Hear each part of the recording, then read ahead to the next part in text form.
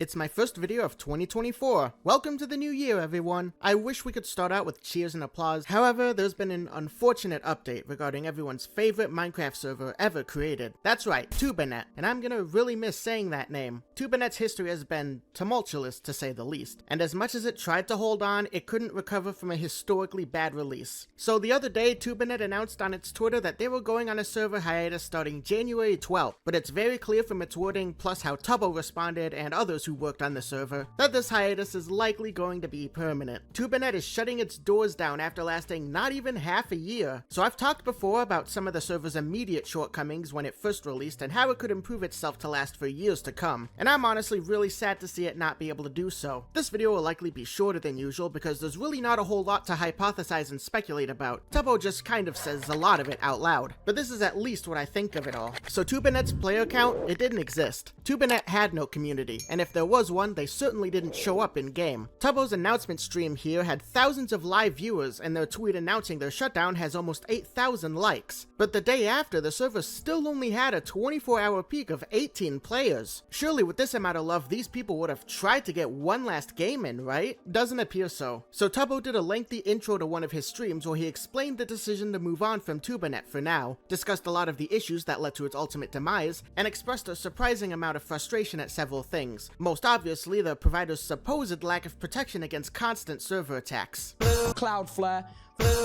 we are not friends. Charged me $20,000 to do nothing. They promised a dedicated account rep. I was hit with the biggest DDoS attack I've ever seen. And what was said account rep doing? Out clubbing. They were out partying. Cloudflare, them. They do jack actual jack.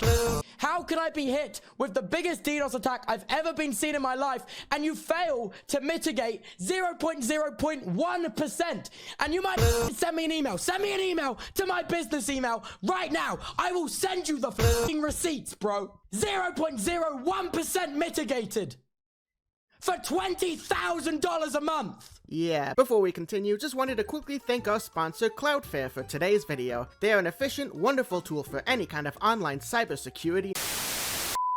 But yeah, not the best look here for Cloudflare. I'd recommend you all to see this in full. There's a lot of clips and sound bites I'm probably gonna skim past, so if you want the entire full context first before going into this, I'll link it down below in the description. It's the first part of a lengthier stream, but I really feel this frustration here. Even though he outright says it, you could tell he had a real dream and path trying to make this server happen. He loves this game, and he would do anything for it. In terms of what's going to be next for Tubbo and his server, he addressed that as well. And he will try again. To quote when that may be, well, here's Tubbo himself. What's next then? What's next? Okay, you might be thinking, that's sad, server's shutting down. What's next? What's next for TubNet? You might be thinking, that's it.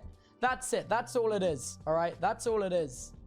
And right now, I don't 100% know what's next. I don't know where it's going yet, okay? Look, I have for weeks and months, I have been in my mind, I've been like, what is next? What do I want to do next with this, all right? I don't want this to be it for all these memories. I don't want this to be where this ends. You know what I'm saying? I've been given an opportunity and I'm sure as hell not gonna waste that. 4 years time, maybe I try again in 4 years. TubNet was my first attempt in like 3 years. Maybe in 4 years time, I try again. TubaNet will still exist in the form of events, specifically for smaller, more sweaty creators who want to win actual money, because he feels like there aren't enough opportunities like that around. Which, sure, Tubbo seems to like doing these events and players seem to like doing them. A small win for both sides here. Tubbo also briefly mentioned some of the marks he feels were missed on the server, and what he mentioned felt pretty spot on. He talks about the server from a gameplay standpoint, specifically the type of games that existed. Those games on TubaNet were more competitive focused, while most of his audience watched SMP videos, which he acknowledged was a misfire. A lot of the points where I think TubNet had pain points was I created a competitive experience where the majority of you guys watch SMP content. Like, you know, look, hindsight's 2020. In the moment, it didn't come to me, all right? In the moment, it didn't come to me, and oh, spacebound.